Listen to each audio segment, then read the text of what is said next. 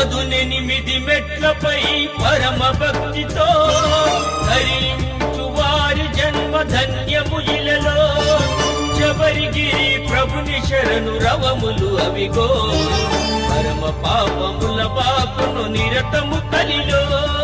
స్వామి శరణమయ్యప్ప, శరణం శరణమయ్యప్ప, స్వామి శరణమయ్యప్ప, శరణం శరణమయ్యప్ప.